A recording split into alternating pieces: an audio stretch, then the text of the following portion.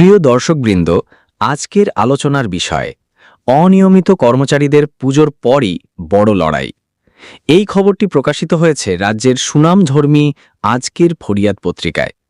এই ভিডিওটির মাধ্যমে আমরা পত্রিকায় কি বলা হয়েছে বিস্তারিতভাবে জেনে নেব। সেপ্টেম্বর আর অক্টোবর এই 2 মাসের দিকেই তাকিয়ে আছেন অনিয়মিত কর্মচারীরা। প্রশ্ন একটাই, 31 অক্টোবরের মধ্যে রাজ্য সরকার কি ঘোষণা করতে চলেছে?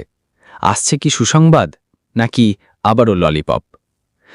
2018 সালের আগে ছিল নিয়মিতকরণের প্রতিশ্রুতি, কিন্তু বিজেপি সরকার ক্ষমতায় আসার পর বাম সরকার জারি করা সার্কুলার বাতিল করে দেয়। এরপর থেকে সরকার কেবল তালিকা চাইছে, বায়োডেটা নিচ্ছে, ট্রেজারিকে নির্দেশ দিচ্ছে, কিন্তু বাস্তবে কোনো সমাধানও আসছে না।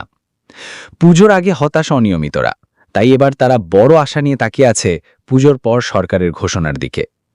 তাদের নেতৃত্ব স্পষ্ট জানিয়েছেন, যদি আবারও প্রতারণা হয় তবে রাজ্য জুড়ে বৃহত্তর গণ আন্দোলন গড়ে তোলা হবে। গত 10ই আগস্ট থেকে 7ই সেপ্টেম্বর পর্যন্ত স্বাস্থ্য, প্রাণী সম্পদ, পূর্ত, বিদ্যুৎ, হস্ততাঁত ও হস্তকারু এবং পাম্প অপারেটর ইউনিট এই 6টি দস্তরে সম্মেলন করেছে অনিয়মিত কর্মচারী মঞ্চ। তাদের অভিযোগ, নিয়মিতকরণ নেই, বেতন বৈষম্য, প্রাপ্য ছুটি নেই, উৎসবের অগ্রিম থেকেও বঞ্চিত বহু কর্মচারী। অন্যদিকে অসম, হরিয়ানা, উত্তরপ্রদেশ, মেঘালয়, দিল্লি, এমনকি পশ্চিমবঙ্গেও অনিয়মিত কর্মচারীরা পাচ্ছেন ভালো বেতন, ইনক্রিমেন্ট, স্বাস্থ্য বীমা, ছুটি ও অবসরকালীন সুবিধা। তুলনায় ত্রিপুরার কর্মচারীরা প্রতিশ্রুতির অপেক্ষায় থেকে গেছেন। গত 4ই জুলাই মহাকরণ অভিযানের সময় মুখ্য সচিবও স্বীকার করেছেন, অনিয়মিত কর্মচারীদের দাবি ন্যায়সঙ্গত। তবুও এখনও কোনো সুনির্দিষ্ট সিদ্ধান্ত ঘোষণা করেনি সরকার। এখন চোখ 31 অক্টোবরের দিকে, কারণ তখনই স্পষ্ট হবে সরকার সত্যিই কোনো বড় ঘোষণা দেবে নাকি আবারও সময়ক্ষেপণ করবে।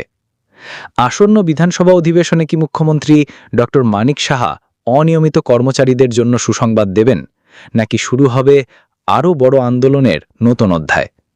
দর্শকবৃন্দ, আমরা বিস্তারিতভাবে দেখে নিলাম পুরো বিষয়টি। এবার আপনাদের কাছে আমার আবেদন, আপনারা কি মনে করেন, সত্যিই কি পুজোর পর সুসংবাদ আসবে নাকি আবারও দুঃসংবাদ? আপনার মতামত অবশ্যই কমেন্ট বক্সে জানাবেন। আজকের ভিডিওতে এই পর্যন্তই। ভিডিও ভালো লাগলে লাইক, শেয়ার এবং সাবস্ক্রাইব করতে ভুলবেন না। দেখা হবে পরবর্তী ভিডিওতে। ততদিন পর্যন্ত সুস্থ থাকুন, ভালো থাকুন। ধন্যবাদ।